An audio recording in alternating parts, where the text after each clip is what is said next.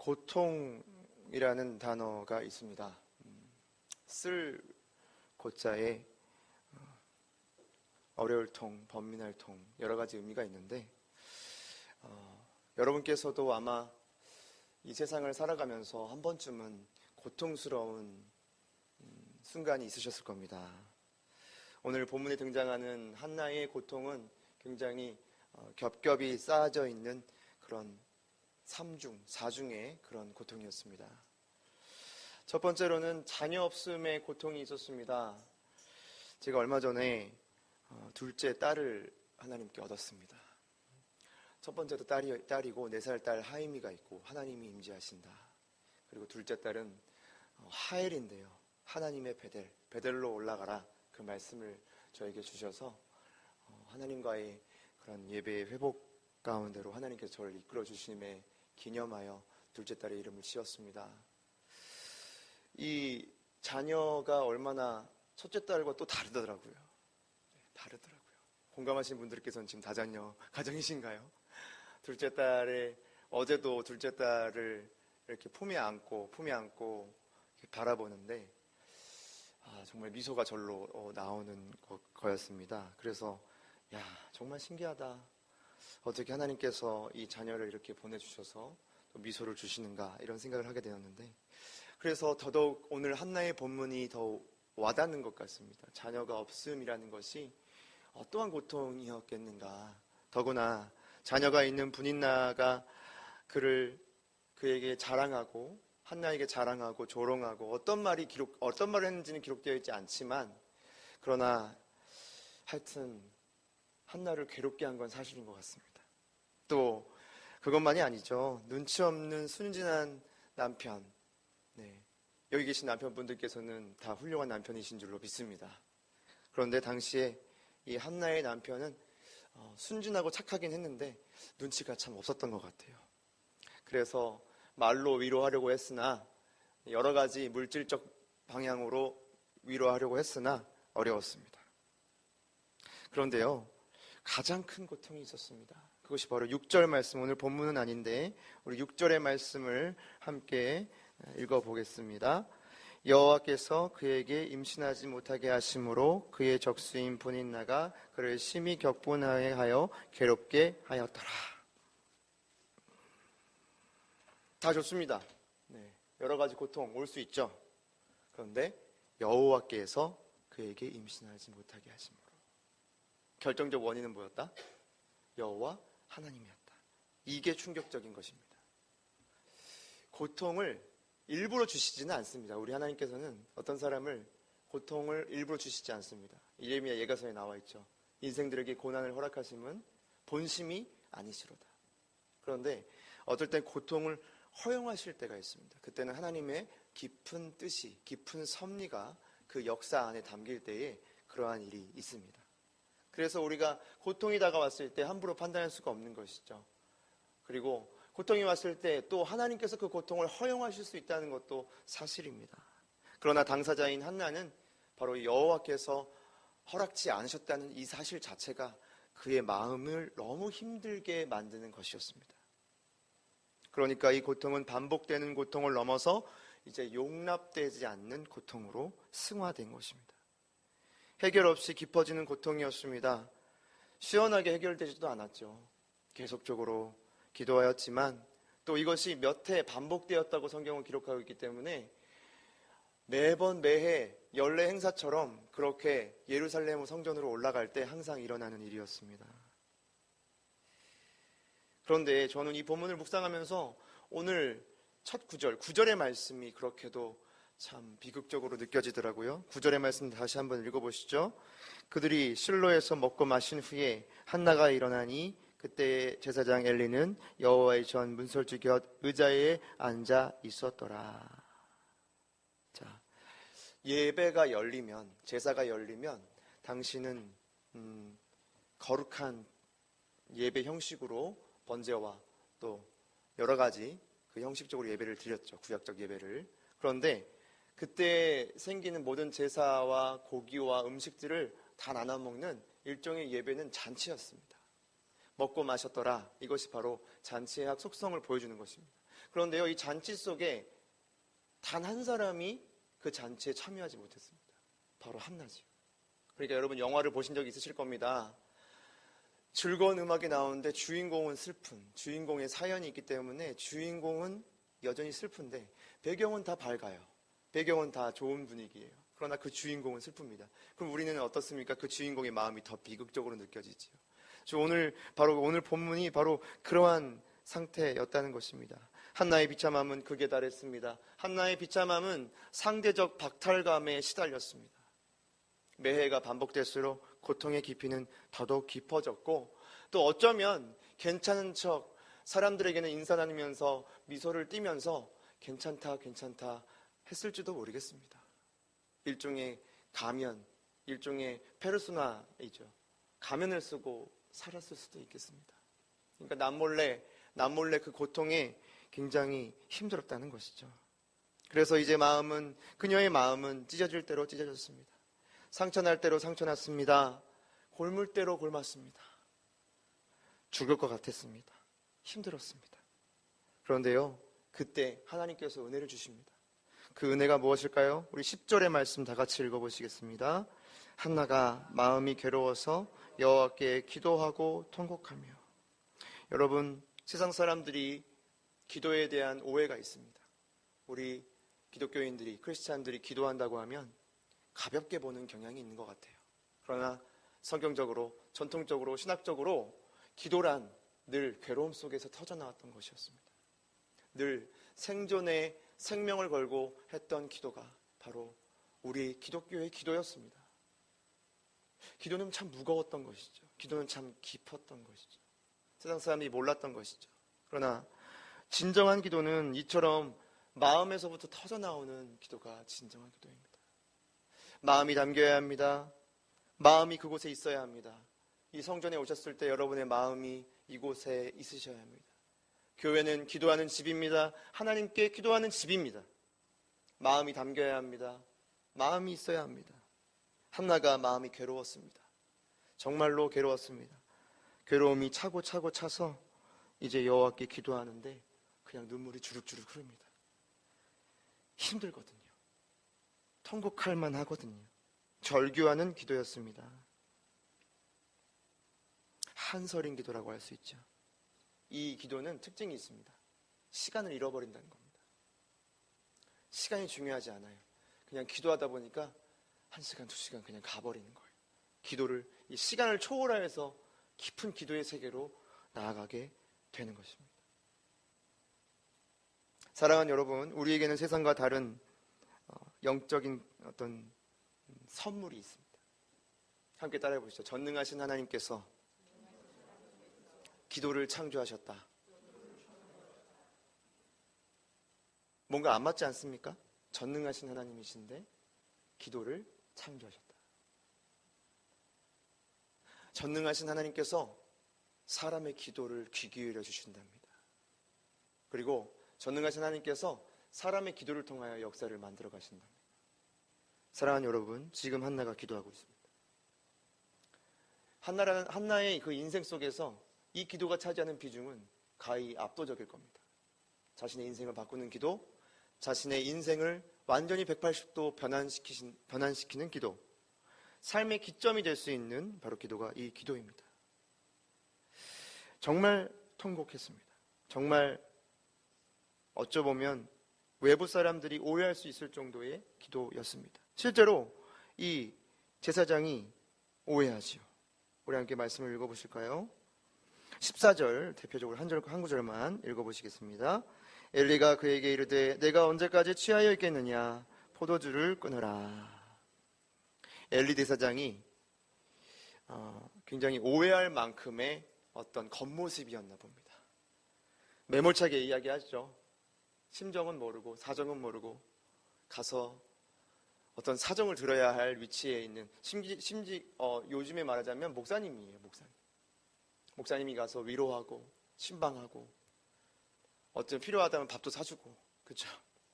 목사가 사주는 밥 먹어보셨습니까? 밥도 사주고 그렇게 해야 되는데 너무 매몰차게 그냥, 근데 공감을 못하는 것의 차원이 있고 공감을 못하는데 더 나아가는 차원이 있거든요. 이제 포도주를 끊으라 그럽니다. 한나가 대답합니다. 아닙니다. 내 주여, 그렇지 않습니다. 저는 여호와께 내 심정을 토로한 것뿐입니다. 나의 고통과 아픔이 너무나 커서 그렇습니다. 너무나 아파서 그렇습니다. 이로써 우리가 알 수 있는 것은 한나의 기도는 모든 것을 다 쏟아냈다는 것입니다. 비로소 모든 것을 다 쏟아놓게 하는 기도. 여러분, 이 기도의 세계를 경험하시기를 예수님의 이름으로 축원을 드립니다. 모든 것을 쏟아놓는 기도. 저도 모든 것을 쏟아놨던 기도가 있었습니다. 여러 가지가 있지만, 여러 가지 간증하고 싶지만 시간 관계상 참고 한 가지만 말씀드리면, 제 첫 번째 딸 아까 말씀드렸잖아요. 하엘인데, 하엘이가 11주 됐던 그 임신 11주에 갑자기 밤 11시에 아내가 하혈을 하기 시작했습니다. 깜짝 놀랐습니다. 너무 피가 많이 나오는 거예요. 그래서 얼른 응급실로 갔더니 그때가 이제 1시쯤이었나? 새벽 1시. 저를 부르더니 아무래도 마음의 준비를 하셔야 될 것 같습니다. 라고 드라마에서 나오는 그 멘트를 하는 거예요, 저에게. 뭐 무슨 일인가 했습니다. 이게 마른 하늘의 날벼락인가 했습니다. 그래서 어떻게 합니까? 살릴 수 있는 방법을 찾아야만 했습니다. 모든 SNS, 모든 검색을 다 뒤적였습니다. 같은 사례에서 산 경우가 있는지, 또 더 큰 대형 병원 응급실에 전화를 해서 이러한 상태인데 어떻게 해야 되냐고 묻기 시작했고, 그랬더니 의사들에게 돌아왔던 대답은 아직 이 11주, 이 임신 초기거든요.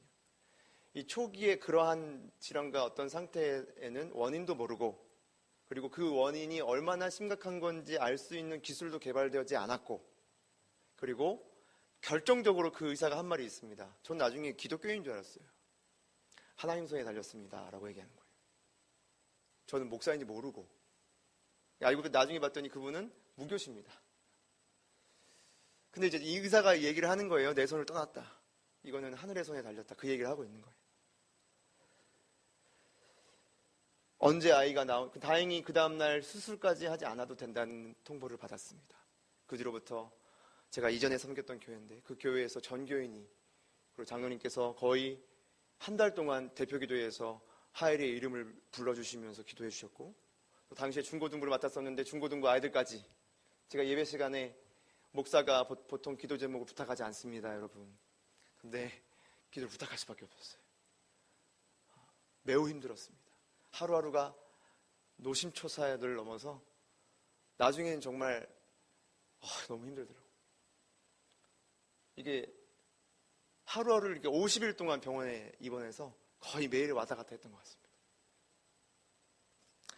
그때 모든 것을 쏟을 수 있었어요. 비로소 모든 것을 쏟을 수 있었어요. 참 하나님의 섭리가 신비합니다. 그 경험을 하게 하신 후 하엘이는 건강하게 되면 너무나 지금 활발히 어제도 밤 11시까지 설교 준비해야 되는데 11시까지 뛰어놀았던, 사랑하는 여러분, 여러분께서는 어떠한 고통을 가지고 계십니까? 제가 할 수만 있다면 여러분의 고통을 다 들어드리고 싶고 알아보고 싶고 상담해드리고 싶은 마음까지도 있는데 그러지 못한 것이 이 목사의 가슴 아픈 마음입니다. 그러나 여러분께서도 분명히 고통은 있으실 겁니다. 여러분의 스트레스가 있으실 겁니다. 그런데요, 여러분 반드시 이걸 기억하십시오. 하나님은 여러분의 고통에 관심이 많으십니다. 아니, 그 누구보다도 여러분의 고통을 아시고 그 고통을 이해하시고 그리고 그 고통을 지금 책임지고 계시는 줄 믿습니다. 하나님 앞에 남모를 사연이 있으시다면 오늘 한나처럼 여러분의 마음을 다 쏟아놓고 가십시오. 여러분의 마음이 하나님 곁을 떠나지 않도록 하십시오. 하나님께 모든 것을 기도하고 가시기 바랍니다. 빌립보서 4장 6절에서 7절 말씀입니다. 아무것도 염려하지 말고 다만 모든 일에 기도와 간구로 너희 구할 것을 감사함으로 하나님께 아뢰라. 그리하면 모든 지각에 뛰어나신 하나님의 평강이 그리스도 예수 안에서 너희의 마음과 생각을 지키시리라. 모든 일에, 다만 모든 일에 기도와 간구로. 그러면 모든 지각에 뛰어나다는 것은 우리가 걱정하고 불안해하고 부정적으로 생각되고 원망스럽고 한스럽고 밉고 힘들고 고통스러운 그 모든 것들의 감정을 이길 만한 하나님의 감정이, 한 평강이 하나님의 감정이에요. 하나님의 감정이 우리의 삶 가운데 임하여서 우리가 인간적 감정이 다 소멸되는 하나님의 그 평강. 소망의 하나님께서 예수 그리스도 안에서 너희의 생각 속에 하나님의 평강을 넣어주시겠다 하셨던 그 평강. 그 평강이 성도의 삶 가운데 임하게 해주시는 것이 바로 우리 아버지이십니다.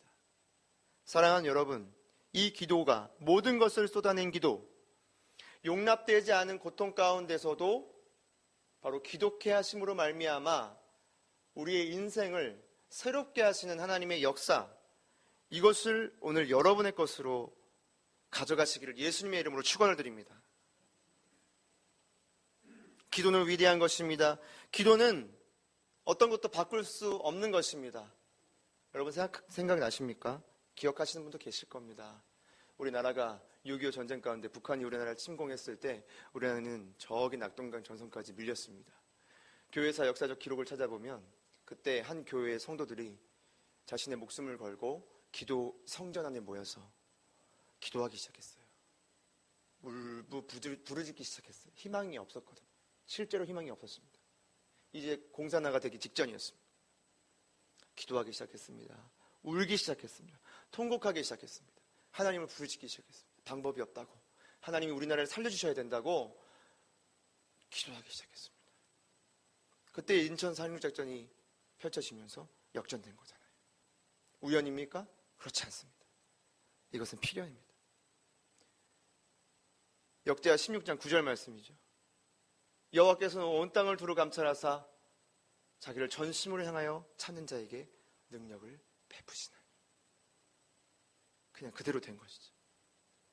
사랑하는 여러분, 여러분의 고통, 어떤 고통이 있더라도 고통이 하나님의 평강으로 바뀌어질 수 있는 기도가 있음을 믿으시기 바랍니다. 현대 그리스도인들이 기도를 믿지 않고 있어요. 현대 그리스도인들이 기도하지 않고 있어요. 대한민국 교회들이 깨어 일어나 기도하지 않고 있어요. 아니요, 기도는 하고 있죠. 그러나 오늘 한나가 하는 기도를 하고 있지 않다는 것입니다. 통곡하지 않고 있다는 것입니다. 사랑하는 여러분, 제가 이런 말씀을 드리는 것이 여러분께 어떻게 이해될지 모르겠지만 제가 설교를 준비하면서 계속 그 생각이 들고 오늘 차를 타고 오시면서도 그 기도가 나오더라고요. 하나님, 우리 담임 목사님 속히 일어나게 하시고 회복되게 하시고 하나님께서 치유하여 주옵소서. 여러분께서도 기도해 주십시오. 한마음 한뜻 되어 여러분 기도하셔야 합니다. 오늘은 제가 설교 끝나고 같이 기도하려고요. 하나님, 우리 이용진 목사님 기도 가운데 치유하여 주옵소서. 붙잡아 주시옵소서. 일으켜 주옵소서. 기도하려고요. 사랑하는 여러분, 여러분의 인생 가운데서 어떠한 고통이 찾아오더라도 기도가 있다는 것을 잊지 마시기 바랍니다. 오늘의 모든 순간에도 하나님께서 여러분의 기도에 응답하시기 충분하시고 이미 준비를 끝내셨다는 것을 여러분께서도 기억하시기 바랍니다.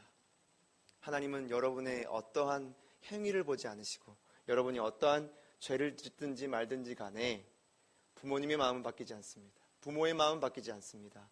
하나님께서는 그냥 여러분의 기도를 귀 기울여 들어주신다 약속하셨습니다. 그럼 여러분 기도하십시오. 그러면 그 문제가 해결될 줄 믿습니다. 그 기도가 해결될 것입니다. 그 기도는 반드시 이루어질 것입니다. 그러면 여러분께서 이제 우리 하나님이 역시 최고야, 이 말이 여러분의 입술에서 나오게 되실 것입니다. 그리고 자랑하십시오. 세상 사람들에게 널리 전파하십시오. 내가 이러한 상황 가운데 나를 구원하시고 기도에 응답해 주신 하나님이 계신다고, 하나님이 살아 계신다고 그 자랑은 하셔야 됩니다. 주 안에서 자랑하라. 주님을 자랑하라. 그 일이 하나님께서 여러분을 향한 선물이 될 줄로 믿습니다.